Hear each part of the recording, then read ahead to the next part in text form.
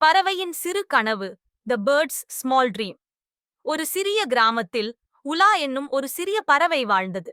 அது மிகுந்த புத்திசாலித்தனத்தையும் கனவுகளும் கொண்டிருந்தது. அந்த பறவை மரத்தின் உச்சியில் அசைவுகளுடன் பறந்து வண்ணத்துடன் வாழ்ந்து கொண்டிருந்தது.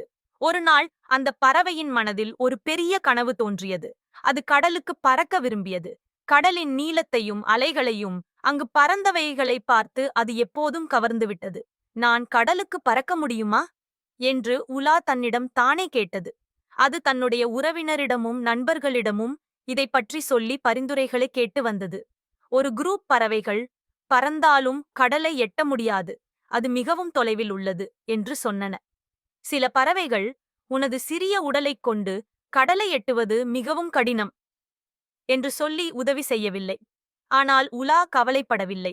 நான் முயற்சிக்க வேண்டும், நான் கனவு கண்டதை மாற்றிக்கொள்ள வேண்டும் என்று எண்ணியது. அதன் பின்னர் ஒவ்வொரு நாளும் உலா உன்னதமான பறப்பைத் தொடங்கி கடலுக்கு விரைந்து போகத் துவங்கியது. அது கடலுக்குச் சென்று வரையில் மலைகளையும் பள்ளத்தாக்குகளையும் கடந்து வானில் பறந்து செல்லும்போது அதை நிறைய நிலைகள் சந்தித்தன. பல தடைகள் இருந்தன, ஆனால் அது தொடர்ந்து முயற்சித்தது.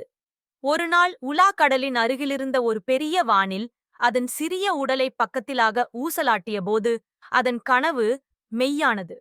கடல் நெளிந்து அழகான முத்துக் கடல்களுடன் பக்கத்தில் அலைந்தது. என் கனவு சாத்தியமாகிவிட்டது என்று அதிர்ந்தது. இந்த சிறிய பறவையின் கதையை எல்லாம் கேட்ட பிறகு அந்த ஊரிலுள்ள அனைத்து பறவைகளும் ஒரு பெரிய பாடம் கற்றுக்கொண்டன. இறுதி வெற்றி ஒரு பெரிய கனவின் தொடக்கம். மறுபடியும் மிதக்கும் காற்றின் வேகம் எந்த ஒரு முயற்சியையும் நிறைவேற்ற முடியும் என்பதை உணர்த்துகிறது. உங்கள் கனவுகளை பின்பற்றி எந்த ஒரு தடையும் நின்றுவிடாது. முயற்சி செய்யுங்கள். கடைசியில் வெற்றி உங்களுக்கே வரும். கயத்தே